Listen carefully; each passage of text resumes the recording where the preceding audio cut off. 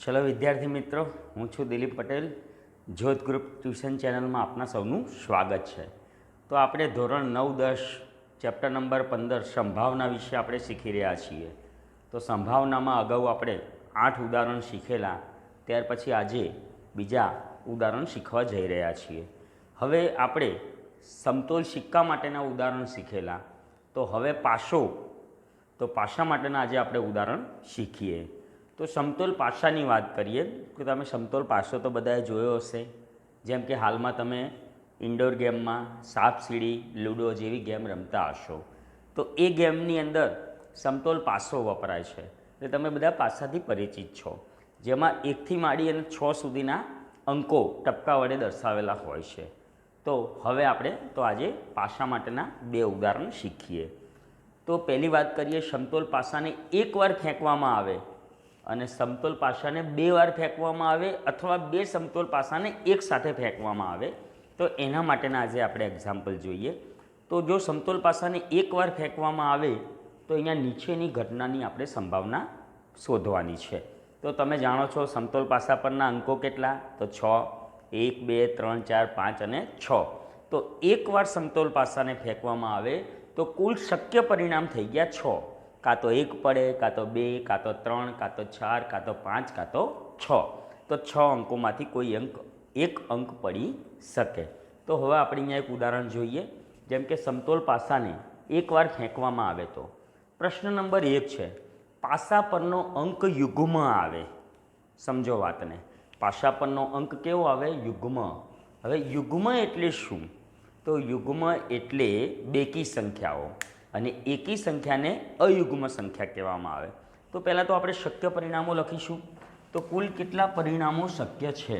તો પાસા પરના અંકોમાં આપણે શક્ય પરિણામ કેટલા? તો શક્ય પરિણામ 6 થશે.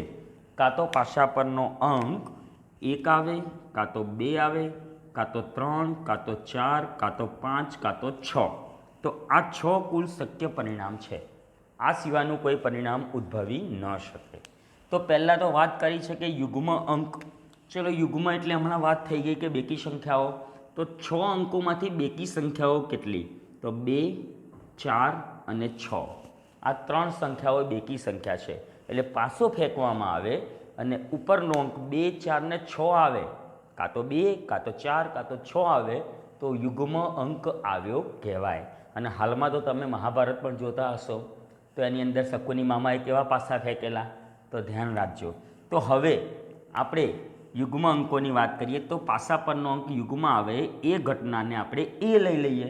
તો ઘટના એની સંભાવના એટલે P ઓફ A. ઓકે, હવે હું આના માટેનું સૂત્ર તમારે લખવાનું છે, હું લખવાનો નથી. એટલે તમારે એનું ઇક્વેશન, તમને ફોર્મ્યુલા તો તમને ખબર જ છે સૂત્ર શું છે. તો ઘટના એ ઘટે તે પ્રયત્નની સંખ્યા છેદમાં કુલ પ્રયત્નની સંખ્યા. તો ઘટના એ ઘટે એટલે કે બેકી નંબર મળે તો એ પ્રયત્નોની સંખ્યા થઈ ગઈ 1, 2 અને 3. એટલે ઉપર આવશે 3 અને નીચે કુલ પ્રયત્નની સંખ્યા. તો કુલ પ્રયત્ન કેટલા થશે? 6. એટલે આપણો જવાબ આવશે 3/6. તો હવે આને આપણે કટ કરીએ તો તમને ખ્યાલ છે 3 દુ 6, એટલે ઉપર વધ્યો 1, નીચે વધ્યા 2. એટલે આ ઘટનાની સંભાવના 1/2. જો દશાંશમાં ફેરવવું હોય તો 0.5. અને સંભાવનાના દાખલાને જો તમે દશાંશમાં ના ફેરવો તો પણ ચાલે. હવે ત્યાર પછીની બીજી ઘટના છે, પાસા પરનો અંક અવિભાજ્ય હોય એની સંભાવના. હવે 1થી 6માં અવિભાજ્ય સંખ્યાઓ કઈ? તો એમાં હું રાઉન્ડ કરીશ. તો અવિભાજ્ય સંખ્યામાં સૌથી નાની અવિભાજ્ય સંખ્યા કઈ? તો 2, પછી 3 અને 5. તો 3 સંખ્યાઓ અવિભાજ્ય સંખ્યા થઈ. જેમાં 3 અને 5 તો તમે અવિભાજ્ય જાણો છો, પણ 2 પણ અવિભાજ્ય સંખ્યા છે. જેના માત્ર 2 જ અવયવ મળે એવી સંખ્યાને અવિભાજ્ય સંખ્યા કહેવાય. તો એ ઘટનાને હું P ઓફ B લઈ લઈએ, એટલે ઘટના B. તો ઘટના B માટે ઘટના B ઘટે તે પ્રયત્નોની સંખ્યા છેદમાં કુલ પ્રયત્નોની સંખ્યા. તો ઘટના B ઘટે એ માટેના પ્રયત્નો થઈ ગયા 3 અને કુલ પ્રયત્ન થઈ ગયા 6. તો એમાં પણ શું આવશે? 3/6. એ પણ 1/2 અને 0.5. ત્યાર પછીની ત્રીજી છે, પાસા પરનો અંક યુગ્મ અવિભાજ્ય સંખ્યા આવે, શબ્દને તમારે સમજવાનો છે. યુગ્મ અવિભાજ્ય સંખ્યા માત્ર એક જ છે, ફક્ત બે, કે જે બેકી પણ હોય અને અવિભાજ્ય પણ હોય. તો બેકી અવિભાજ્ય સંખ્યા માત્ર એક જ છે, તો એ સંખ્યા છે 2 અને કુલ પ્રયત્ન થઈ ગયા 6. તો આ ઘટનાને આપણે સી લઈ લઈએ. તો એના માટે શું લેવું પડશે? પી ઓફ સી. અને તમારે ફોર્મ્યુલા તો યાદ જ છે. તો બેકી અવિભાજ્ય સંખ્યા માત્ર એક જ છે એટલે 2 અને કુલ પ્રયત્નો કેટલા? તો 6. તો આ ઘટનાની સંભાવના થઈ ગઈ 1/6 એટલે કે 1/6. ત્યાર પછીનો ચોથો પ્રશ્ન છે, પાસા પરનો અંક 7 આવે એની સંભાવના. તો પાસા પર કુલ અંકો 1 2 3 4 5 અને 6. 7 નંબરનો અંક ક્યારેય આવી શકે નહીં, માટે આ એક અશક્ય ઘટના થઈ. અને તમે જાણો છો કે અશક્ય ઘટનાની સંભાવના 0. તો આ ચોથી ઘટનાની સંભાવના 0 આવશે જ્યારે પી ઓફ ડી લેશું આપણે. તો અહીંયા પાસાને એકવાર ફેંકવામાં આવે. તો આ પ્રમાણે તમારે બીજા તમને દાખલા આની અંદરથી તમે પ્રશ્ન બનાવી શકો. કેમ કે પાસા પરનો અંક 6 પડે તો એની સંભાવના, પાસા પરનો અંક 1 પડે એની સંભાવના, પાસા પરનો અંક અયુગ્મ હોય એટલે કે એકી સંખ્યા હોય તો એની સંભાવના, પાસા પરનો અંક વિભાજ્ય હોય તો એની સંભાવના. તો આવા પ્રશ્નો પણ તમે આમાં સોલ્વ કરી શકો. ત્યાર પછીનો પ્રશ્ન નંબર 10 છે. તો પ્રશ્ન નંબર 10ની અંદર શું છે કે અહીંયા એક સમતોલ પાસો ફેંક્યો. તો આ પ્રશ્નમાં આપણે 2 સમતોલ પાસાને એક સાથે ફેંકવામાં આવે તો 2 સમતોલ પાસાને તમે એક જ સાથે ફેંકો તો કયા શક્ય પરિણામો કેટલા થાય? તો પહેલાં એની વાત કરશું. તો એક સમતોલ પાસા પરના અંકો કેટલા? 1 થી 6. બીજા સમતોલ પાસા પર અંકો કેટલા? તો એ પણ 1 થી 6. તો ટોટલ કેટલા શક્ય પરિણામો કેટલા મળશે? પહેલાં એ શક્ય પરિણામ લખશું. તો 2 પાસાને એક સાથે ફેંકવામાં આવે તો શક્ય પરિણામો કેટલા થાય? તો શક્ય પરિણામો આપણે લખીએ. તો પહેલાં સમજી લો, મેં કાલે તમને વાત કરી હતી, સિક્કાની બાજુ 2 કેટલા ફેંકવામાં આવે તો આપણે એના ઘાત સ્વરૂપે લેતા હતા. તો અહીંયા શક્ય પરિણામો શોધવા માટે હું તમને સિમ્પલી સમજાવી દઉં. પાસાની બાજુ કેટલી? તો 6. પાસાની બાજુ 6 અને કેટલા પાસા ફેંકવામાં આવે? તો 2 પાસા એટલે 6ના ઉપર 2 ઘાત. તો 6ની 2 ઘાત એટલે 6નો વર્ગ એટલે તમે જાણો છો કેટલા થાય? 36. તો શક્ય પરિણામો થઈ ગયા 36. તો આપણે 36 પરિણામો પહેલાં આપણે અહીંયા લખીશું. તો 36 પરિણામો લખીએ તો પહેલું પરિણામ થશે 1 1 એટલે કે બંને પાસા પરના અંકો 1 1 મળે. પહેલા પાસા પરનો અંક પણ 1 આવે અને બીજા પાસા પરનો અંક પણ 1 આવે. એ જ રીતે 1 2 1 3 1 4 1 5 અને 1 6. તો આ 6 પરિણામ થઈ ગયા. એ જ રીતે હવે પહેલા પાસા પરનો અંક 2 આવે અને બીજા પાસા પરનો અંક 1 આવે 2 આવે. એ રીતે આપણે બીજા 6 પરિણામ લખીએ. તો બીજા 6 પરિણામમાં થશે 2 1 પહેલા પાસા પર 2, બીજા પાસા પર 1, ત્યાર પછી 2 2 2 3 2 4 2 5 અને 2 6. એ જ રીતે તમે જાણો છો 3 1 3 2 3 3 3 4 3 5 3 6 4 1 4 2 4 3 4 4 4 5 અને 4 6. પછી 5 1 5 2 5 3 5 4 5 5 અને 5 6. ત્યાર પછી 6 1 6 2 6 3 6 4 6 5 અને 6 6. તો આ થઈ ગયા ટોટલ 36 પરિણામ. તો આ પ્રમાણેના 36 પરિણામો શક્ય પરિણામો છે. આ 36 પરિણામોમાંનું કોઈ એક પરિણામ આવશે. તો હવે આપણે જુદા જુદા પ્રશ્નો સોલ્વ કરીશું. પહેલો પ્રશ્ન છે, પાસા પરના અંકો સમાન હોય. તો તમે જોઈ લો અહીંયા આ 36 પરિણામોમાંથી પાસા પરના અંકો સમાન હોય એવા કેટલા પરિણામ થશે? તો 1 1 2 2 3 3 4 4 5 5 6 6. તો આ 6 પરિણામ એવા થયા કે જેમાં પાસા પરના અંકો સમાન છે. એટલે પહેલી ઘટનાને આપણે પી ઓફ એ લઈ લઈએ. હવે પી ઓફ એની સંભાવના શું થશે? તો ઘટના એ પી ઓફ એ, તો તમને ખ્યાલ આવી ગયો. તો કુલ પરિણામો કેટલા? તો કુલ પરિણામો અહીંયા હું લખીશ કે ભાઈ કુલ પરિણામ 36. ચલો, પહેલી ઘટના ઉદ્ભવે એ ઉદ્ભવે માટેના શક્ય પરિણામો કેટલા? તો એક એક આ 6 પરિણામ અને કુલ શક્ય પરિણામો 36, એટલે 6/36. તમે છેદ ઉડાડી શકો છો, છાયું છાયું 36, તો કેટલા આવ્યા? 1/6. તો આ પહેલી ઘટનાની સંભાવના થઈ ગઈ. ત્યાર પછી બીજી ઘટનાની વાત કરીએ. પાસા પરના અંકોનો ગુણાકાર યુગ્મ હોય, તો અહીંયા પણ યુગ્મ શબ્દ ફરીથી આવ્યો. યુગ્મ એટલે બેકી સંખ્યા.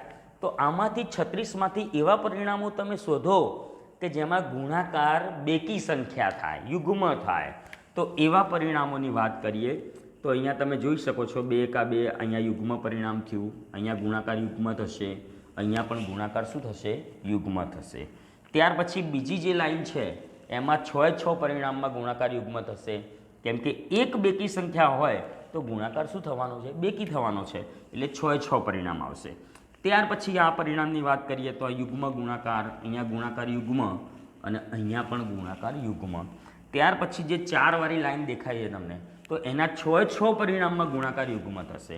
ચલો 5 વાળી લાઈનમાં જોઈએ. યુગ્મ ગુણાકારમાં 5 દુ 10, 5 ચોક 20 અને 5 છંગ 30. તો આ 3 પરિણામો યુગ્મ થશે. અને છેલ્લી 6 વાળી લાઈન તમે જોઈ શકો છો કે એમાં 6 છે, એટલે બધી જ સંખ્યામાં બધા જ પરિણામોમાં ગુણાકાર યુગ્મ એટલે કે બેકી મળવાનો છે. તો કેટલા પરિણામ થયા? તો ટોટલ પરિણામ આપણે ગણી લઈએ. તો અહીંયા 3 પરિણામ થયા, પછી આ 6, પાછા 3, પાછા 6, 3 અને 6, એટલે 1, 2 અને 3 લાઈન 6, 6, 6 એટલે 18 પરિણામ એ થયા. પછી 18 પછી પાછા અહીંયા 3 પરિણામ એટલે 21, 21 પછી પાછા 3 પરિણામ એટલે 24 અને 24 પછી પાછા 3 પરિણામ એટલે ટોટલ પરિણામો થઈ ગયા 27. તો પાસા પરનો અંકનો ગુણાકાર યુગ્મ હોય તો એવા ટોટલ આપણને 27 પરિણામ મળે. ઓકે, તો એ ઘટનાને આપણે પી ઓફ બી લઈ લઈએ. તો પી ઓફ બીમાં 27 છેદમાં કુલ પરિણામ કેટલા? 36. ચલો છેદ ઉઠશે, 9 તરી 27, 9 ચોક 36, તો એ જવાબ શું આવી ગયો? 3/4. ત્યાર પછીની ત્રીજી ઘટના જુઓ. પાસા પરના અંકોનો સરવાળો 4થી વધુ અને 8થી ઓછો. શબ્દને સમજો. સરવાળો 4થી વધુ, તો એવા પરિણામો તમે નક્કી કરો કે જેનો સરવાળો, બંને અંકોનો સરવાળો 4થી વધુ અને 8થી ઓછો હોય. તો 4થી વધુ અને 8થી ઓછાવાળાનું પરિણામ આપણે શોધી નાખીએ. તો 4 કરતાં વધુ એટલે સરવાળો 5 હોય, 6 હોય અને 7 હોય. આવો સરવાળો હોય એવા પરિણામો આપણે નક્કી કરવાના છે. સરવાળો 5, 6 કે 7 હોય. 4થી વધુ કીધું છે તમને, એટલે 4થી વધુમાં 5, 6 અને 7 અને 8થી ઓછો એટલે 8થી ઓછા. તો જેમાં સરવાળો 5, 6 અને 7 હોય એવા પરિણામો નીચે હું અંડરલાઈન કરીશ. તો અહીંયા સરવાળો 5, સરવાળો 6, સરવાળો 7. જ્યારે સરવાળો 5, 6 અને 7. ચલો સરવાળો 5, 6 અને 7. ચલો સરવાળો 5, 6 અને 7. ચલો સરવાળો 6 અને 7. ઓકે, અને સરવાળો કેટલો થશે અહીંયા? 7. બાકીના બધા પરિણામોમાં સરવાળો 7 કરતાં વધુ છે અને અહીંયાના પરિણામો સરવાળો 5 કરતાં ઓછો છે. તો આ પરિણામો આપણે ગણી લેવાના છે. 1, 2, 3, 4, 5, 6, 7, 8, 9, 10, 11, 12, 13, 14 અને 15 પરિણામો એવા છે કે જેમાં સરવાળો 5, 6 અને 7 છે. તો આ ઘટનાને હું સી લઈ લઉં એટલે પી ઓફ સી. તો 15 અને ટોટલ શક્ય પરિણામ 36. ચલો છેદ ઉડાડીએ આપણે. તો 5 તરી 15 અને અહીંયા 36માં 12 તરી 36. તો અહીંયા 3, 3 ઉઠશે એટલે આપણો જવાબ આવી ગયો 5/12. હવે ચોથી ઘટનાની વાત કરીએ. પાસા પરના અંકોનો સરવાળો 12 કરતાં વધુ હોય. અંકોનો અહીંયા સરવાળો 12થી વધુ હોય. તો 12થી વધુ હોય સરવાળો એવું કોઈ પણ પરિણામ નથી. એટલે આ ઘટના અશક્ય ઘટના થઈ ગઈ, કેમ કે વધુમાં વધુ આપણે જોઈએ તો સરવાળો 12 છે, 12 કરતાં વધુ સરવાળો નથી, એટલે આ થઈ ગઈ અશક્ય ઘટના. અને અશક્ય ઘટનાની સંભાવના તમે લોકો જાણો છો, અશક્ય ઘટનાની સંભાવના 0 એટલે કે 0 હોય છે. તો અહીં આપણે પાસાને એકવાર ફેંકવાથી અથવા તો પાસાને 2 વાર ફેંકવાથી અથવા 2 પાસા એક સાથે ફેંકવાથી, તો એવા આપણે એક્ઝામ્પલ શીખ્યા. હવે તમને હેતુલક્ષીમાં એવો પ્રશ્ન પૂછાય કે એક સમતોલ પાસાને 3 વાર ફેંકવામાં આવે તો કુલ શક્ય પરિણામો કેટલા, અથવા 3 સમતોલ પાસાને એક સાથે ફેંકવામાં આવે તો કુલ શક્ય પરિણામો કેટલા. તો એ તમે સમજી લેજો. મેં હમણાં જ તમને વાત કરી હતી, પાસા પરની બાજુઓ કેટલી, તો 6. 3 વાર પાસા ફેંકવામાં આવે અથવા 3 પાસાને એક સાથે ફેંકવામાં આવે એટલે 6 ની 3 ઘાત, એટલે 6 ની 3 ઘાત એટલે 6 નો ઘન. 6 નો ઘન એટલે 6 ગુણ્યા 6 ગુણ્યા 6, તો જાણો છો કેટલા થશે, 216. એટલે 3 પાસા એક સાથે ફેંકવામાં આવે તો કુલ શક્ય પરિણામો 216 થાય. તો આવો પ્રશ્ન હેતુલક્ષીમાં પૂછાઈ શકે. તો અહીં આપણે પાસા માટે આપણે શીખી ગયા. હવે આપણે પત્તા માટે 52 પત્તાની ઢગ, અત્યારે તમે ઇન્ડોર ગેમમાં પત્તા પણ રમતા હશો ઘરમાં, તો એ હવે આપણે પત્તા માટેનો એક્ઝામ્પલ હવે લઈશું.